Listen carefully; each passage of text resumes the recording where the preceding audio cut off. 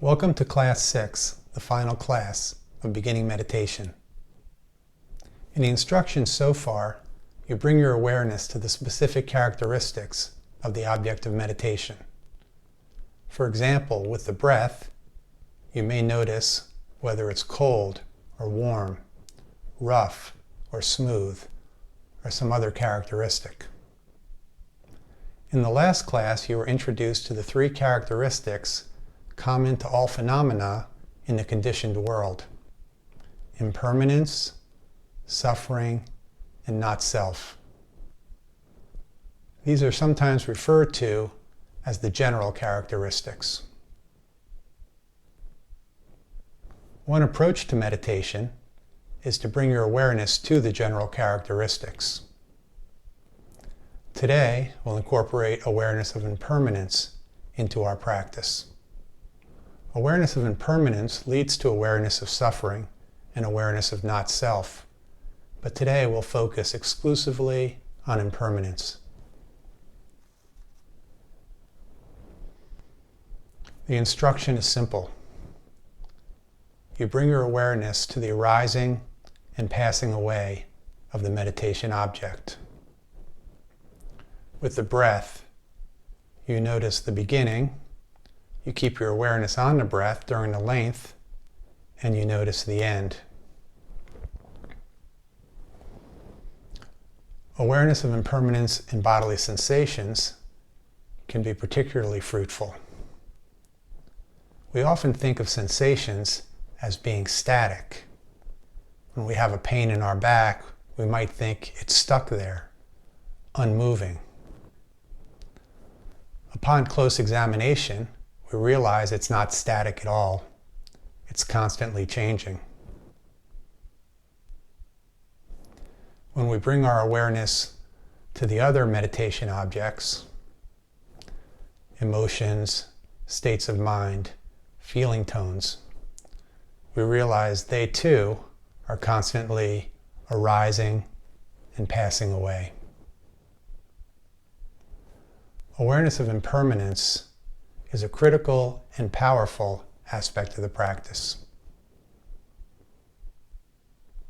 So take a few seconds to get situated.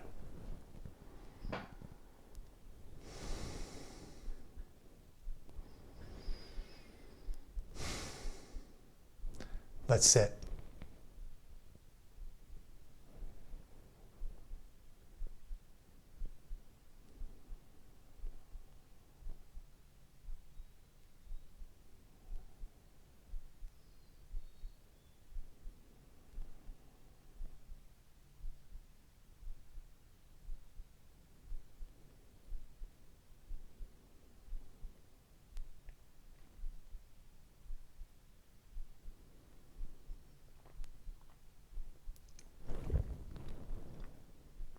Bring your awareness to the breath.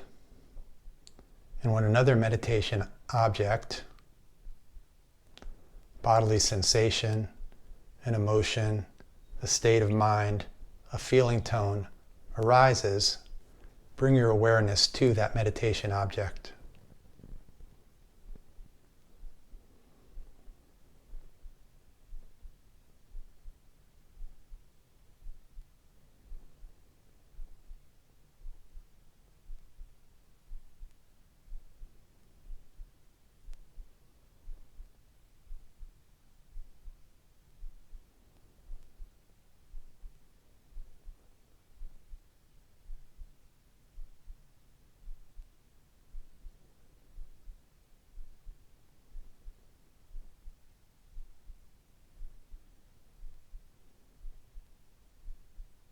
With your awareness on a meditation object, bring your awareness to the nature of the arising of the meditation object and of the passing away of the meditation object.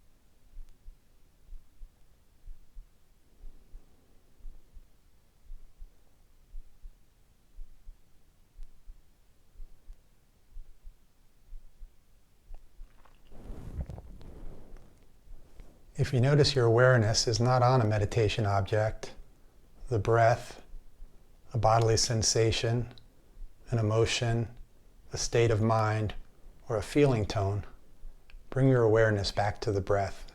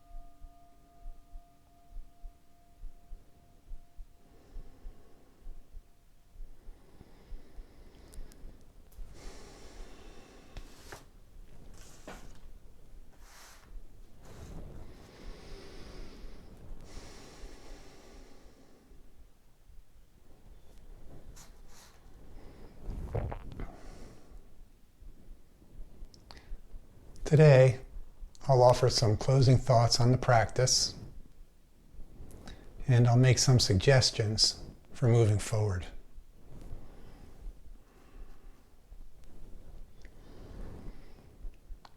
We're conditioned to see the world and behave in a certain way. Some combination of genetics, our DNA, and our upbringing. There's another factor that I didn't talk about in this course, kama, that's the Pali term for karma. According to the teachings, karma plays a very important role in who we are. One way we're conditioned is to see desire as good. We spend much of our time trying to satisfy it. Conversely, we see pain as bad and try to avoid it or eliminate it. We're also conditioned to place a high value on emotions. We give them great weight and power. We're also conditioned to try and have a strong ego or sense of self. We build it up and we nurture it.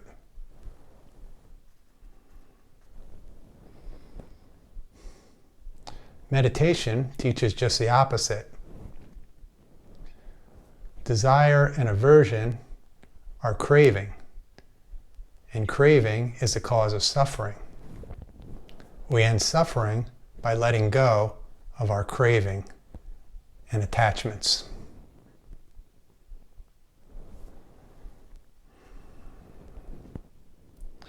Rather than indulge our emotions, we're taught to observe them without reacting.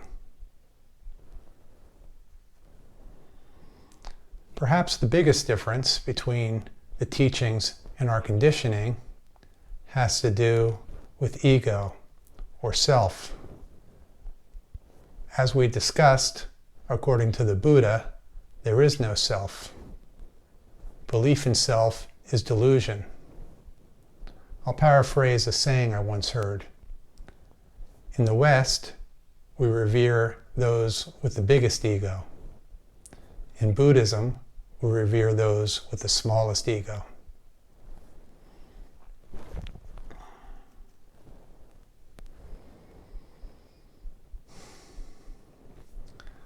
The practice is a training, one where we're reconditioning ourselves. We do this in a number of ways. We practice mindfulness. We cultivate spiritual qualities and develop wholesome habits. We learn how to see the world, reality, as it really is, with wisdom.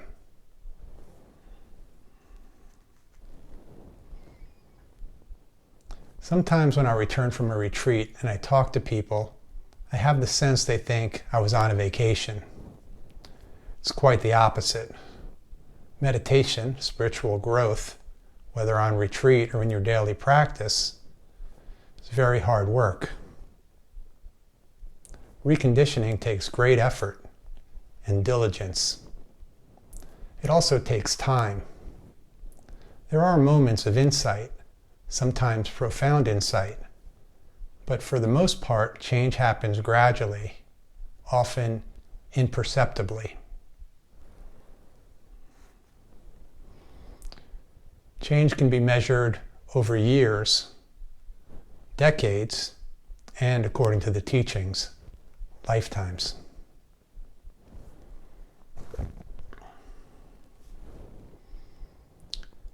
In the first class, I mentioned that meditation is more than just sitting.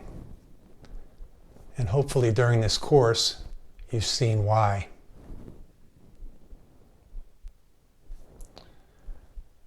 In order to progress in the practice, we need to bring our meditation into all aspects of our daily life. We can do this in a number of ways. One thing we can do is start giving up sensual pleasures.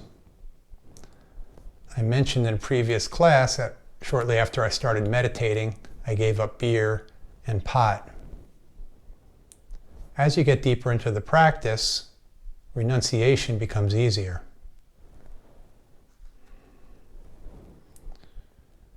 Rather than avoid pain and try to eliminate it, we could try to deal with pain in a constructive manner.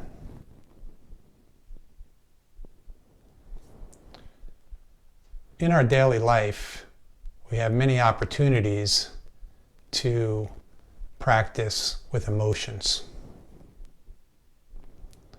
When a strong emotion arises, rather than react, we can observe. In this way, we won't be controlled by powerful emotions.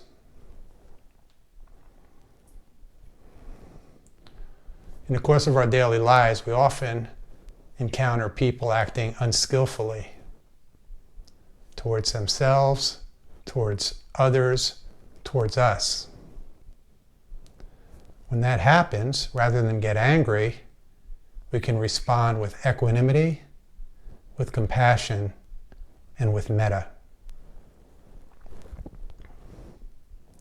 Every moment is an opportunity to practice. This is discussed by Joseph Goldstein, a popular teacher, in the book, The Experience of Insight. After some time, you will find that mindfulness begins to follow you around in whatever you are doing. The Dharma is the totality of our lives. It does not mean only sitting or intensive meditation. The Dharma is everything, and we should live in harmony with that understanding. The seeds of wisdom and compassion, which have been planted and cultivated, are powerful. They will bear fruit in varied and unexpected ways. At times, when you feel most involved, most caught up in the world, there will be moments of strong awareness in which you will see yourself and the melodrama clearly. Be simple and easy. With a silent, peaceful mind, there is a natural unfolding of the Dharma.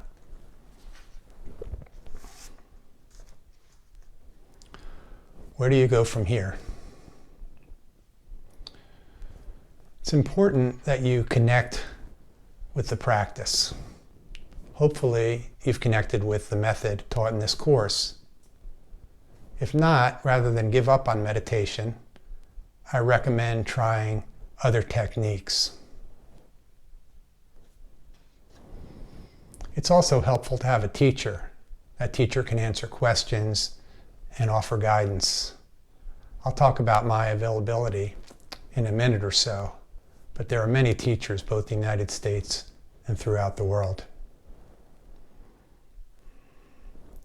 Throughout the course, I've stressed the importance of a daily practice. Try to sit every day, even if it's only 10 minutes. I recommend trying to build up to 45 minutes a day. It's okay to occasionally skip a day, but be careful because it's a slippery slope. When you start skipping days, you can start skipping more and more, and your practice can deteriorate.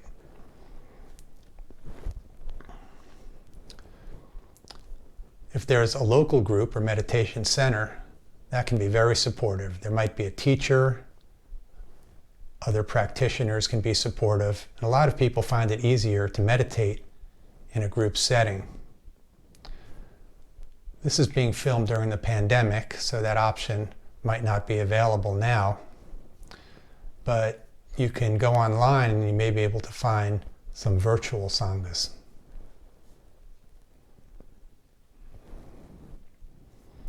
After you've had a daily practice for a while, I recommend to start doing retreats. Maybe start with a day-long or a weekend retreat, and eventually do 10-day retreats. There are a few places I can recommend. One of them is Spirit Rock Meditation Center. It's located in the San Francisco Bay Area. and its sister center is Insight Meditation Society in Massachusetts. I also recommend the Bhavana Society. That's Bhavana. That's a monastery in West Virginia, and the head monk there is Bhante Gudaratana, who's affectionately known as Bhante G. There's also retreats given throughout the world by a man named S.N. Goenka, Goenka. And all of those centers that I've mentioned teach Vipassana, though Goenka has a slightly different approach. The first two centers charge for retreats, and the Bhavana Society and Goenka, they're free. I personally think that the teachings should always be offered for free. And in return, students support the teacher with donations or dana, which translates as generosity. I talk more about this on my website. If you like to read, there are many books, and I'll recommend 3. One I've mentioned is The Experience of Insight by Joseph Goldstein. There's also Mindfulness in Plain English by Bhante G.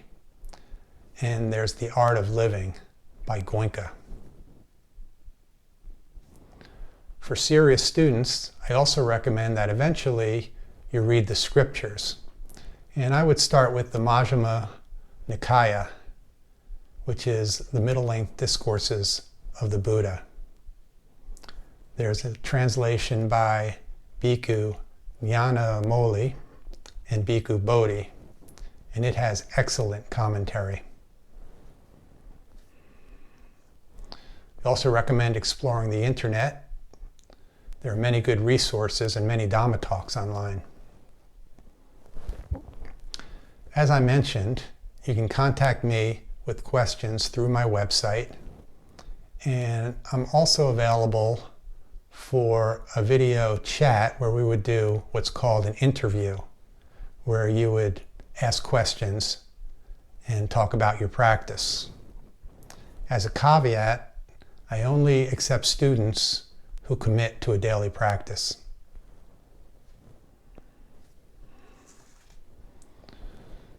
And if my availability changes, I'll post that on my website. So I'll close with a metasit. Today, I'll ask you to pick someone from the second group that I mentioned, someone for whom you have fond feelings, but a person not of the gender to which you're attracted, and a person who's still alive. So take a minute or so to pick that person and get situated while I reset my timer.